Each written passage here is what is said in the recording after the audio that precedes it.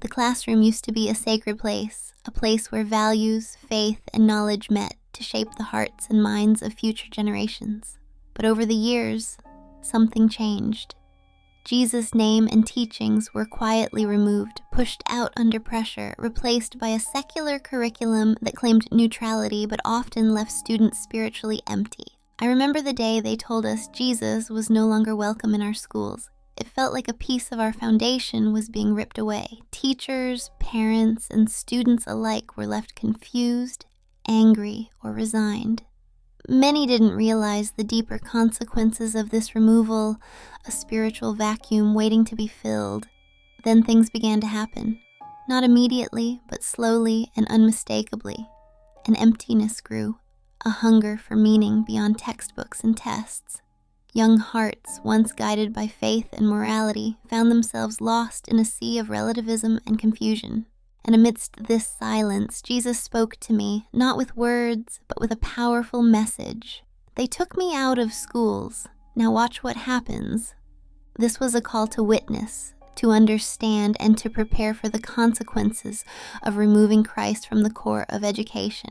As time passed, the absence of Jesus and his teachings in schools began to reveal its true impact. I watched as students, once anchored in moral clarity, struggled to find direction. Without the foundation of faith, many drifted into confusion, cynicism, and despair. The classroom, once a place of hope and guidance, became a battleground of competing ideologies and moral ambiguity. Bullying increased, mental health crises soared, and a sense of purposelessness spread among the youth. Parents worried, but many felt powerless against the tide of secularism. Teachers were conflicted, some wanting to teach values but constrained by policies and fear of controversy. In the midst of this, I heard Jesus' voice again, reminding me that his removal was not the end, but the beginning of a deeper battle for the souls of the next generation. Now watch what happens, he said, signaling that the true fight was spiritual. This revelation ignited a fire within me, a call to action to restore the presence of Christ in education and to guide young hearts back to the source of true wisdom and hope. As the spiritual consequences unfolded, a growing resistance began to emerge.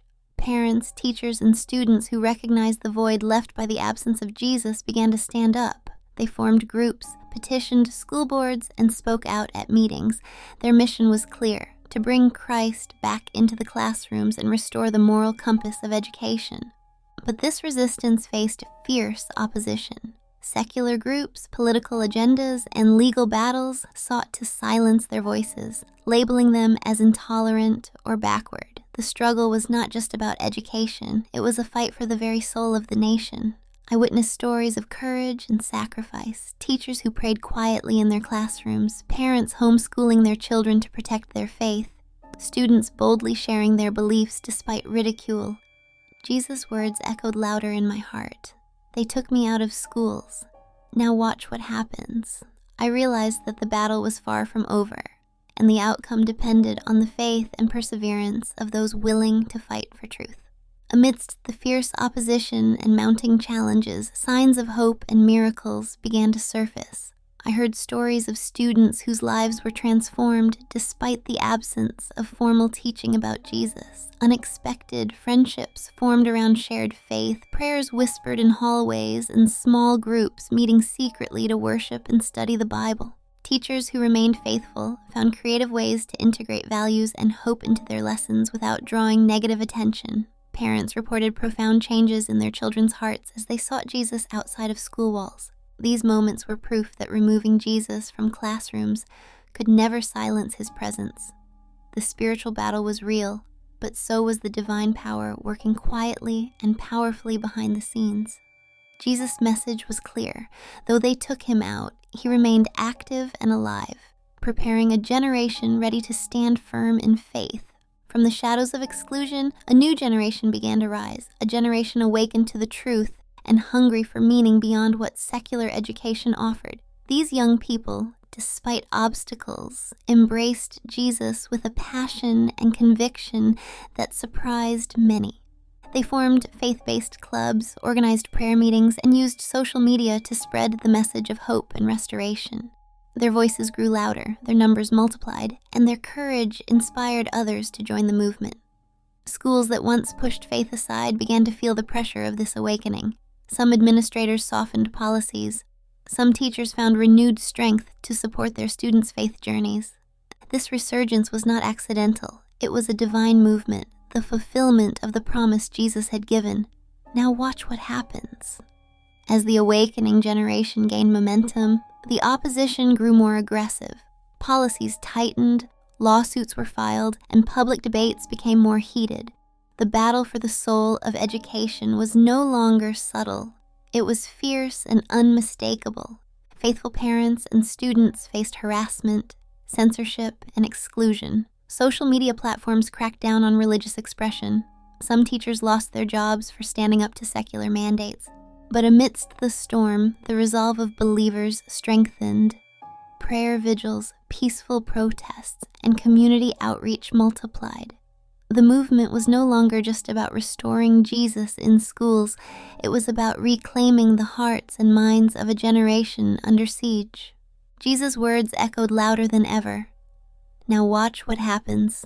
The spiritual war was intensifying, but so was the divine protection and empowerment. Despite the mounting pressure and opposition, the faith and perseverance of the believers began to bear fruit.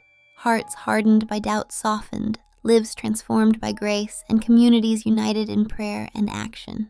The spiritual awakening spread beyond classrooms into homes, churches, and public spaces. Schools started to reconsider their policies, allowing moments for prayer and faith expression. Lawsuits were won, protecting religious freedoms. New leaders emerged, inspired by the courage of young believers. The battle was far from over, but the tide was turning. The King of Kings was reclaiming his place in the hearts of the next generation. His presence was undeniable, alive, and active. The promise Jesus made rang true. Though taken out, he was working powerfully behind the scenes, and the impact would be unstoppable. As the struggle reached its climax, a new dawn emerged. A generation restored to faith, hope, and purpose. The classrooms were no longer empty of Jesus. His spirit filled the hearts of students eager to learn not just facts, but truth, love, and wisdom. This generation, born from the ashes of exclusion, carried a fire to transform their schools, communities, and nations. They became ambassadors of grace and truth, bridging divides and shining light in dark places. The King of Kings stood at the forefront, leading this movement of renewal with compassion and power. His words echoed in their hearts. They took me out of schools. Now watch what happens. This story is a testament to the unstoppable nature of divine love and the unyielding hope that rises when faith is challenged but never defeated.